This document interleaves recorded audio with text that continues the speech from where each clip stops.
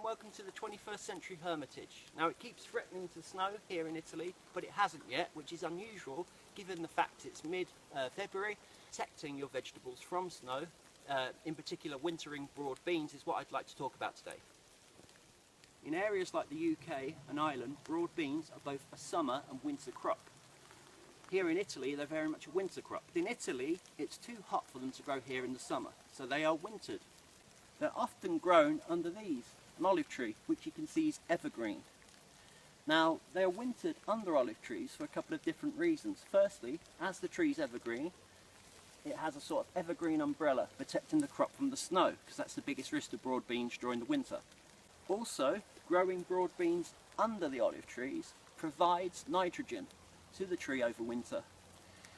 You either see two things in small olive groves like this in the winter, either broad beans growing under the trees or manure piled up around the trees, and they both do the same thing. Obviously, not every country has olive trees and olive groves, so if you want to winter broad beans in your area, you're going to have to offer them some form of protection. I'm going to show you how to implement winter production mimicking this symbiotic relationship. But I won't do it here, because if I planted broad beans here, they'd all get eaten by deer and stuff. We're going to go to the confines of the hermitage and I'll show you how.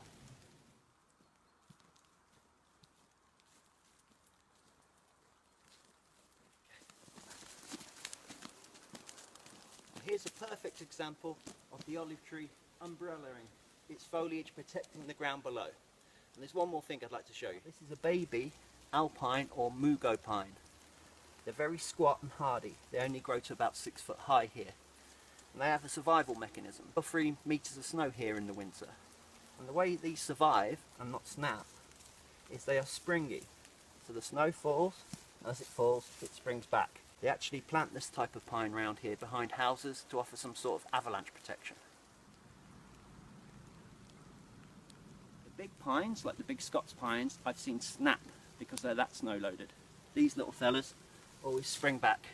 And it's one of these little pines that gave me the idea that perhaps when protecting against snow, it's best to be flexible and not rigid and hard.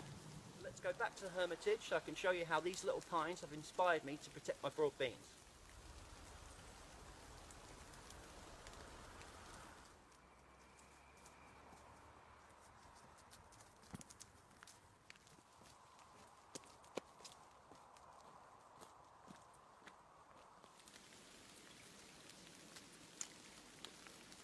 Okay, so I'm going to show you my technique for sowing broad beans. It's February at the moment, mid-February, but this is relevant to 6 months of the year because you could sow as either a summer or winter crop.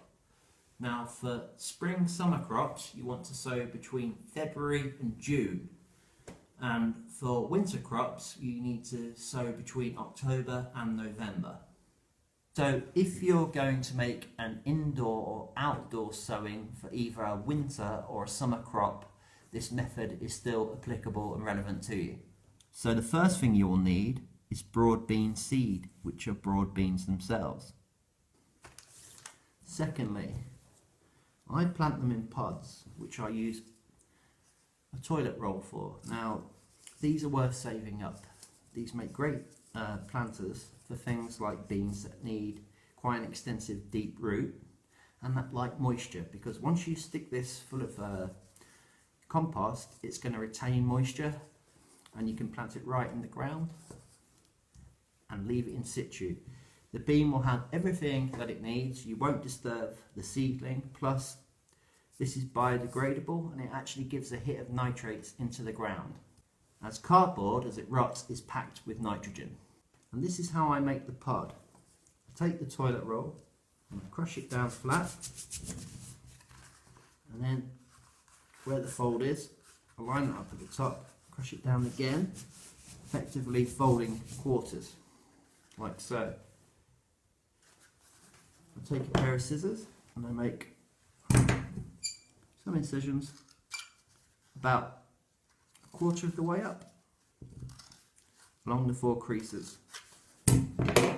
I then fold the cardboard in, place it on a firm surface and prod it down. Essentially you've made a cardboard planter for free, 100% recycled, 100% biodegradable.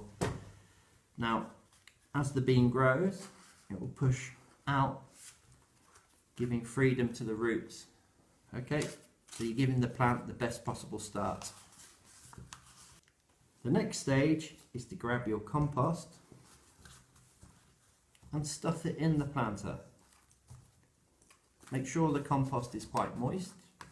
Make sure you stuff it right down. Not too much, not too little, just right. Now, stuff it until the desired depth of whatever you're planting. In this case, a broad bean, which should be planted at a depth of 2.5 centimetres, which is about that far on my finger. You then put the the broad bean in, sprinkle on top, and there you have it. That's ready for planting. So these are now ready to grow on indoors or plant in situ outdoors. For planting outdoors in the summer or in the winter, I like to use a cloche. It's not only effective against protection against severe temperatures, that's cold temperatures, it's also good protection against slugs and other pests. So if you're either sowing in the spring or in the autumn, I use one of these. This is a plastic bottle. I've just cut the end off.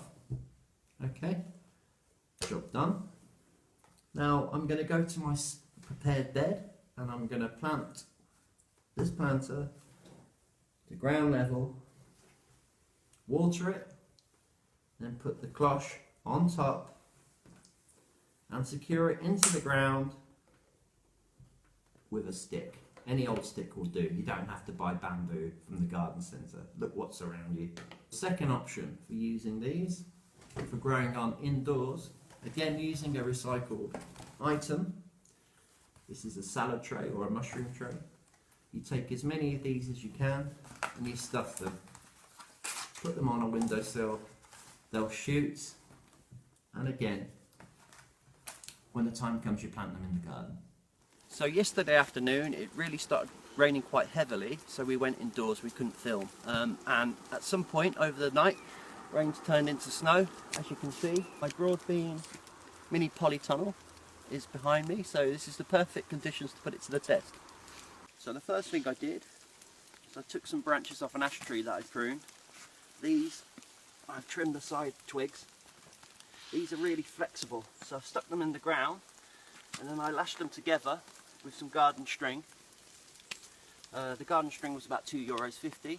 The sheet plastic I used, this was €7. So for under €10 you can get this tunnel. Okay, a couple of things to remember when you're putting these sticks in place and lashing them together.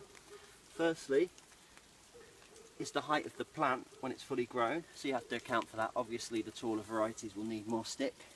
The other thing to remember is after you've lashed them together, get your secateurs or your gardening knife and cut off any sharp bits, because you want to reuse the plastic later. So if you see, these ash branches are very flexible, a bit like dome tent poles. Like I said with the pine tree, it will flex and snap back. So you just make a series of these hoops, lash them together, and you're ready for the next step. You can see here how the snow's fallen off the plastic, and this is because the cover isn't too tight. You see how not having your plastic too taut, like on a conventional polytunnel or cloche, can be beneficial, as long as you've got this centrepiece, the centre member here, holding them all together. It's really quite sturdy. So it acts pretty much like a tent. Okay, so let's get on and uncover this and see how the broad beans are faring underneath. I've just weighed it down with this log and a couple of stones. Very simple stuff.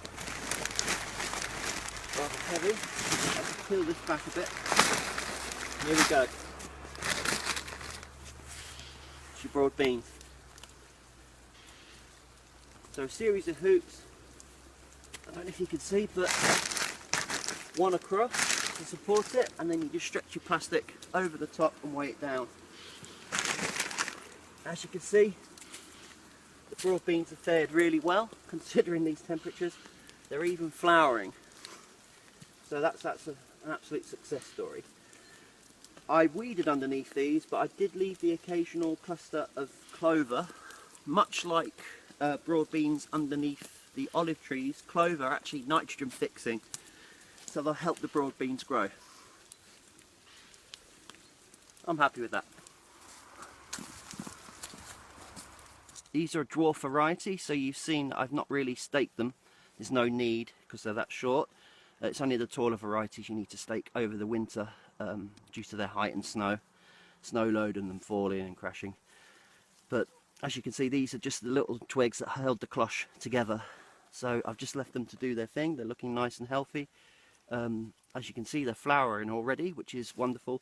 So when the mild weather comes, I'll open up one end of the cloche to let pollinators, insects in.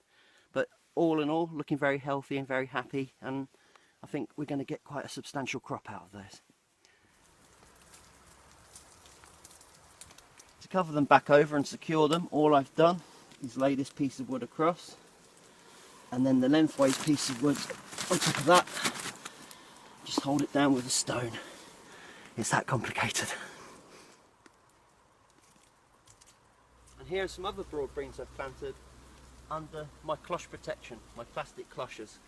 And you'll see from this example how effective they are in these temperatures. These I sowed a little bit later than the others, and it's at this stage where the bean gets to the top of the cloche that you want to remove it and offer some secondary protection if it's winter, like the polytunnel, or if it's summer, just remove it and stake it up. So the plant's to the top, the neck of the bottle, and that's the perfect time to remove the cloche. Hey, and there we have it. Hope you enjoyed the video, and luckily enough for us, the snow turned up right on cue. So if you enjoyed the video, please do follow us on Facebook on our page for future posts and videos and gardening and much more. We'll see you next time on the 21st Century Hermitage.